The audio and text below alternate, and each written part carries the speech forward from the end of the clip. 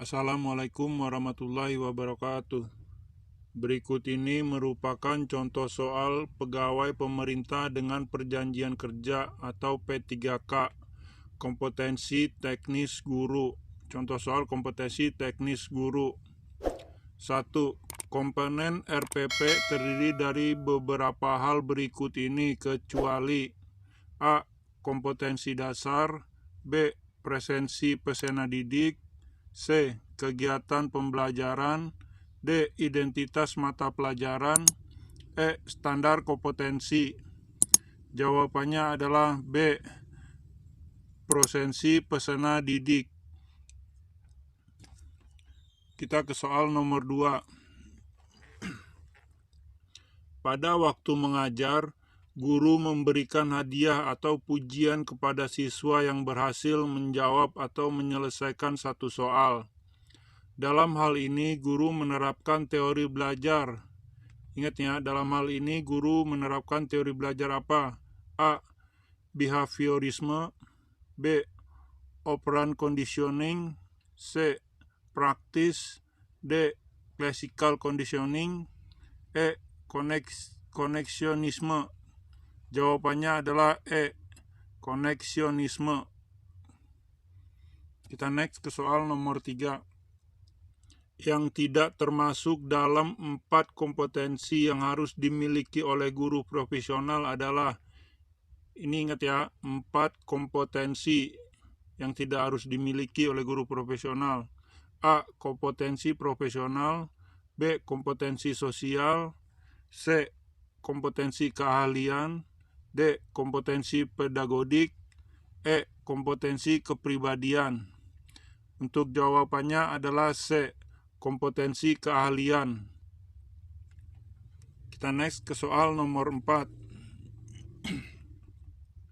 Yang termasuk kewajiban seorang guru dan dosen adalah kewajiban seorang guru dan dosen.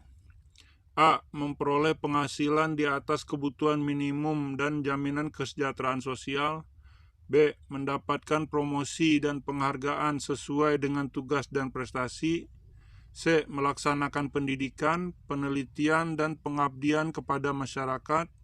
D. Memperoleh perlindungan dalam melaksanakan tugas dan hak atas kekayaan intelektual. E. Memiliki kebebasan dalam memberikan penilaian dan penentuan kelulusan peserta didiknya. Jawabannya adalah C. Melaksanakan pendidikan, penelitian, dan pengabdian kepada masyarakat merupakan yang termasuk kewajiban seorang guru dan dosen. Kita next ke soal nomor 5. Langkah pertama dalam mencari nilai rata-rata yang tidak dikelompokkan yaitu, ingat ya, mencari nilai rata-rata yang tidak dikelompokkan. A. Mencari nilai rata-rata dengan pendekatan rumus. B. Menentukan rentang skor terbesar dikurangi skor terkecil. C. Menjumlahkan skor-skor yang diperoleh. D. Menentukan jumlah besarnya orang dalam kelas. E. Menjumlahkan murid dan membagi hasilnya. Jawabannya adalah C. Nilai rata-rata yang tidak dikelompokkan yaitu, langkah pertamanya, menjumlahkan skor-skor yang diperoleh. Kita next ke soal nomor 6. Ada tahap-tahap yang harus dilalui guru pada waktu mengembangkan strategi pembelajaran. Salah satunya adalah guru menetapkan atau merumuskan tujuan untuk mengukur keberhasilan dari proses pembelajaran tersebut. Apa yang dilakukan oleh guru tersebut ada pada tahap pengembangan. Ingatnya, dalam tahap pengembangan apa? A. Sistem, B. Evaluasi, C. Kompetensi, D. Kurikulum, E. Kerangka pembelajaran. Jawabannya adalah D. Kurikulum. Kita next ke soal nomor 7. Suatu teori belajar dikembangkan untuk membangun prinsip-prinsip belajar secara ilmiah. Ini merupakan tujuan dari teori belajar. A. Conditioning, B. Koneksionisme, C. Educative, D. Insight, E. Kognitif. Jawabannya adalah E.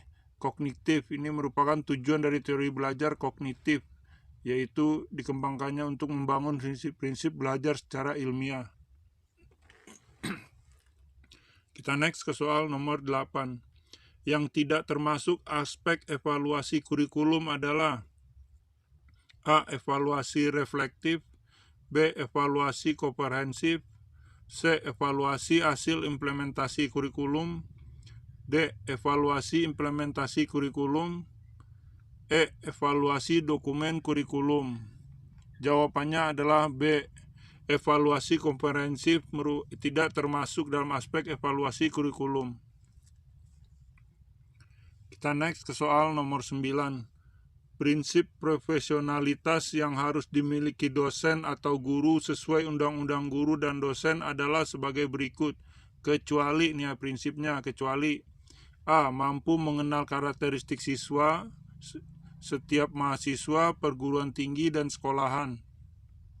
B. Memiliki bakat, minat, panggilan jiwa, dan idealisme. C. Memiliki komitmen untuk meningkatkan mutu pendidikan, keimanan, ketakwaan, dan akhlak mulia. D. Memiliki kualifikasi akademik dan latar belakang pendidikan sesuai dengan bidang tugas. C. Memiliki kompetensi yang diperlukan sesuai dengan bidang tugas. Jawabannya adalah A. Mampu mengenal karakteristik setiap siswa atau setiap mahasiswa perguruan tinggi atau sekolah. Kita next ke soal nomor 10. Berikut ini adalah prinsip-prinsip dalam penyusunan RPP, rencana pelaksanaan pembelajaran, kecuali nih ya, yang kecuali di dalam RPP. A. Menerapkan teknologi informasi dan komunikasi. B. Keterkaitan dan keterpaduan isi dengan silabus. C. Memperhatikan perbedaan individu. D. Mendorong partisipasi aktif peserta didik. E. Memberikan umpan balik dan tindak lanjut. Jawabannya adalah B. Kecuali karakteristik dan keterpaduan isi dengan silabus. Kita ke nomor 11.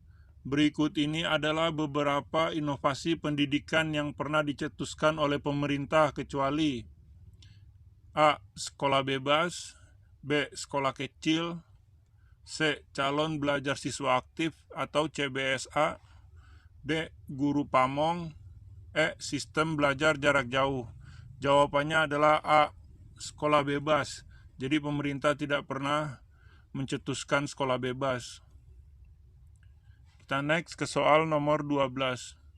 Kegiatan berikut adalah salah satu cara untuk mengaktifkan indera anak didik kita agar dapat berkembang secara maksimal, yaitu A. Siswa belajar di ruang laboratorium bahasa.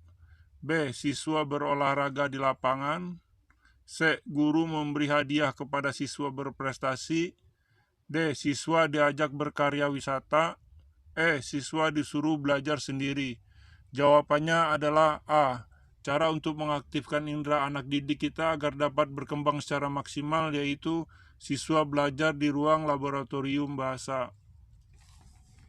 Kita next ke soal nomor 13.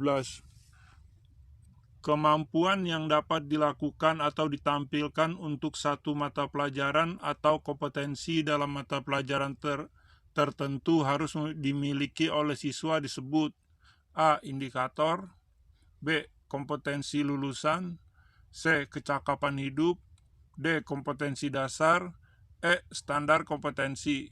Jawabannya adalah E. Standar kompetensi. Kita next ke soal nomor 14. Berikut ini merupakan permasalahan dalam pendidikan yang mendasar, kecuali A. Kurangnya minat masyarakat akan pendidikan, B. Kurangnya fasilitas pendidikan, C. Diskriminasi status guru, D. Mahalnya biaya pendidikan, E. Korupsi dana pendidikan. Jawabannya adalah A. Merupakan permasalahan dalam pendidikan yang mendasar, kecuali kurangnya minat masyarakat akan pendidikan. Kita next ke soal nomor 15. Dalam menerapkan strategi pembelajaran berbasis multiple intelligency, langkah-langkah yang dapat digunakan antara lain: A. Membuat kebijakan baru mengenai strategi pembelajaran. B. Mengkaji kembali apa yang telah dipelajari oleh siswa. C. Menyediakan fasilitas yang lengkap untuk semua jenis kecerdasan. D. Menyuruh siswa belajar kembali. E. Memberdayakan semua intelijensi yang dimiliki oleh siswa. Jawabannya adalah E. Memberdayakan semua intelijensi yang dimiliki oleh siswa. Kita next ke soal nomor 16. Kedudukan dosen sebagai tenaga profesional ditetapkan dalam undang-undang apa nih? A. Bab 2 Pasal 3 Undang-Undang Guru dan Dosen Nomor 4 Tahun 2005. B. Bab 2 Pasal 3 Undang-Undang Guru dan Dosen Nomor 20 Tahun 2005. C. Bab 1 Pasal 2 Undang-Undang Guru dan Dosen Nomor 14 Tahun 2005. D. Bab 2 Pasal 3 Undang-Undang Guru dan Dosen Nomor 14 Tahun 2005. E. Bab 1 Pasal 3 Undang-Undang Guru dan Dosen Nomor 14 Tahun 2005. Jawabannya adalah D. Kedudukan dosen sebagai tenaga profesional ditetapkan dalam Bab 2 Pasal 3 Undang-Undang Guru dan Dosen Nomor 14 Tahun 2005. Kita next ke soal nomor 17. Agar siswa bereaksi terhadap materi yang kita berikan, maka gambar yang akan digunakan sebagai media pembelajaran dalam proses belajar S sampai R haruslah A. Semaksimal mungkin. B. Sesering mungkin. C. Berwarna gelap. D. Seminimal mungkin. E. Berwarna-warni. Jawabannya adalah A. Untuk dalam proses pembelajaran S dan R harus semaksimal mungkin. Kita next ke soal nomor 18. Dalam proses pembelajaran, agar proses pembelajaran dapat berjalan dengan efektif, maka guru perlu mempunyai sikap sebagai berikut, kecuali mendorong siswa untuk membuat keputusan sendiri. B. Mengusahakan suasana belajar yang menyenangkan. C. Memasukkan unsur yang tidak diperkirakan sebelumnya. D. Menyuruh siswa mengulang pelajaran sebelumnya. E. Memberi kebalikan dan pengayaan sebagaimana diperlukan. Jawabannya adalah E. Dalam proses pembelajaran, agar proses pembelajaran dapat berjalan efektif, maka guru perlu mempunyai sikap sebagai berikut, kecualinya adalah memberi balikan dan pengayaan sebagaimana diperlukan. Kita next ke soal nomor 19. Aspek yang berkaitan dengan perasaan, emosi, sikap, dan derajat penerimaan atau penolakan terhadap suatu objek peserta didik. A. Kognitif. B. Psikomotorik. C. Afektif. D. Emotif. E. Sensitif. Jawabannya adalah C. Afektif. Kita next ke soal nomor 20. Undang-undang yang mengatur tentang sistem pendidikan nasional adalah, undang-undang yang mengatur sistem pendidikan nasional adalah A. Undang-Undang Republik Indonesia Nomor 20 Tahun 2003. B. Undang-Undang Republik Indonesia Nomor 9 Tahun 2003. C. Undang-Undang Republik Indonesia Nomor 11 Tahun 2003. D. Undang-Undang Republik Indonesia Nomor 14 Tahun 2003. E. Undang-Undang RI Nomor 25 Tahun 2003. Jawabannya adalah A. Undang-undang yang mengatur tentang sistem pendidikan nasional adalah Undang-Undang Republik Indonesia Nomor 20 Tahun 2003. Kita next ke soal nomor 21. Alat ukur yang digunakan untuk mengukur kemampuan efektif siswa digunakan adalah A. Tes kemampuan gerak. B. Tes kemampuan fungsional otot tubuh. C. tes objektif, D. Pengisian kuesioner, E. Tes berupa angket. Jawabannya adalah E. Alat ukur yang digunakan untuk mengukur kemampuan efektif siswa adalah tes berupa angket. Kita next ke soal nomor 22. Di bawah ini adalah contoh dari adanya dampak dari keyakinan akan kemampuan diri seseorang siswa, yaitu contoh dari keyakinan akan kemampuan diri seorang siswa. A. Hesti merasakan sakit perut karena akan mengikuti tes. B. Wulan dapat menyelesaikan tugasnya dengan bantuan orang tua. C. Yanto merasakan pusing setelah mengerjakan tugas yang diberikan guru. D. Adi menangis setelah berebut dengan Agus untuk mengerjakan tugas. Jawabannya adalah A. Di bawah ini adalah contoh dari adanya dampak dari keyakinan akan kemampuan diri seseorang siswa, yaitu Hesti merasakan sakit perut karena akan mengikuti tes. Itu biasanya sering terjadi kepada murid ya. Kita next ke soal nomor 23. Yang tidak termasuk dalam karakteristik kecerdasan interpersonal adalah, ingatnya, yang tidak termasuk kecerdasan karakteristik interpersonal. A. Mudah berkonsentrasi. B. Peka terhadap teman, peka terhadap teman. C. Sudah berkonsentrasi.